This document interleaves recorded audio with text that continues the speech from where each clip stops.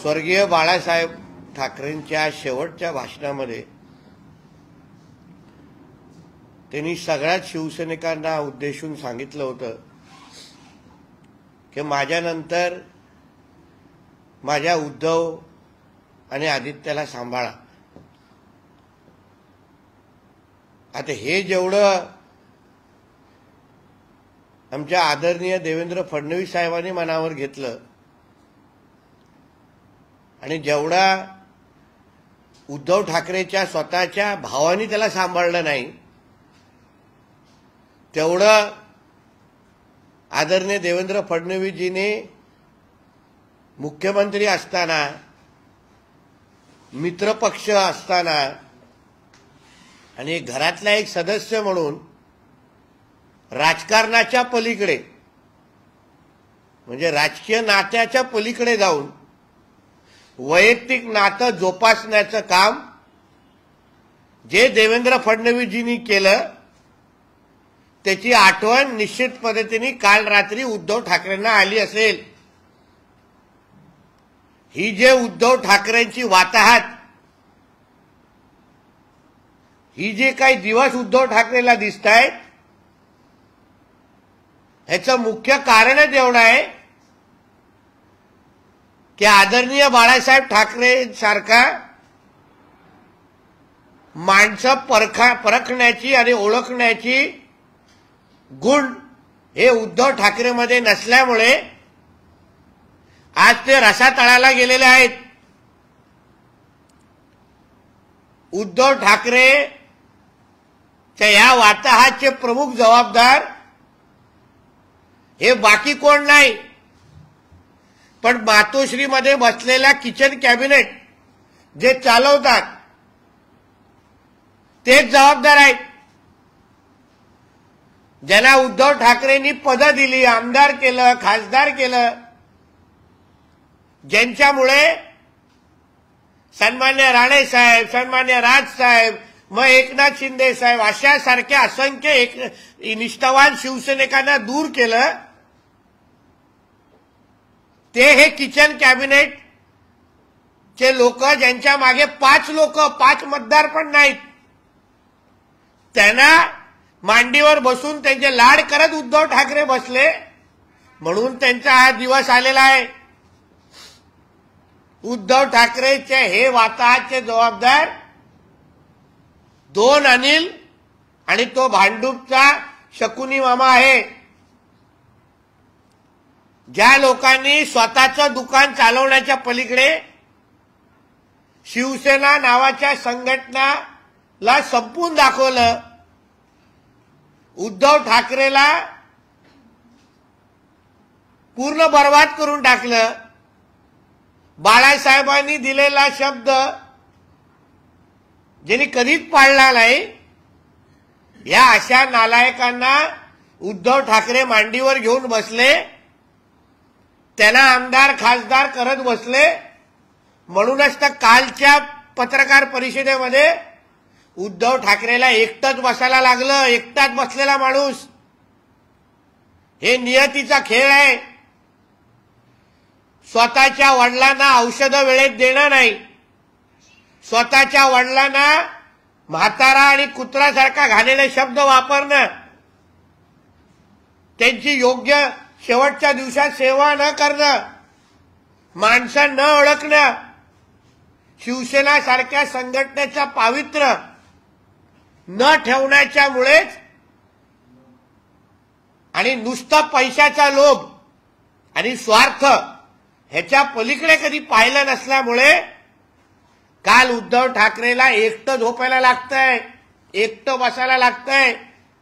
माझ्या माहितीनुसार काल त्या दोन्ही अनिल हे मातोश्रीमध्ये त्यांनी पाऊल पण ठेवलं नाही।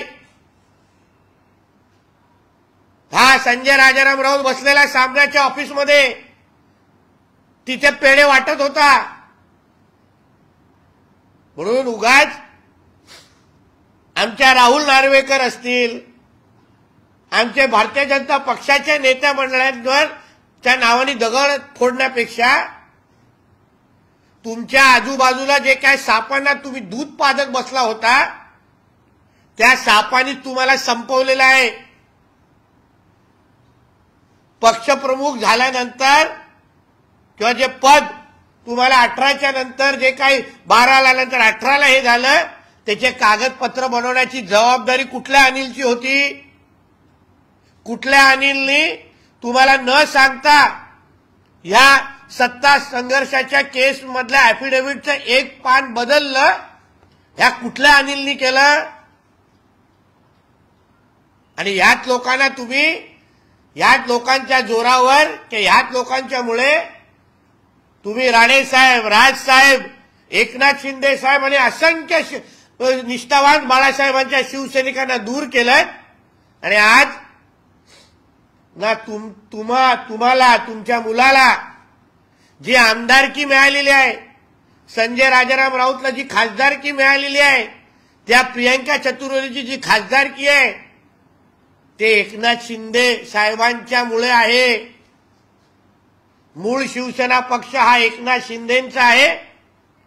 म्हणून ह्या जे काय आमदारकी, जी उद्धव ठाकरेची आमदारकी आहे, आदित्य ठाकरेची आहे, किंवा हे जे बाकीचे आमदार खासदार जे फिरतायत, ते एकनाथ शिंदे साहेबांचे आमदार आणि खासदार आहेत.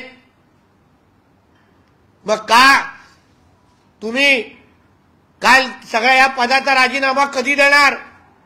कधी सांगणार की आम्हाला एकनाथ शिंदे साहेबांच्या नेतृत्वाखाली काम करायचं नाहीये?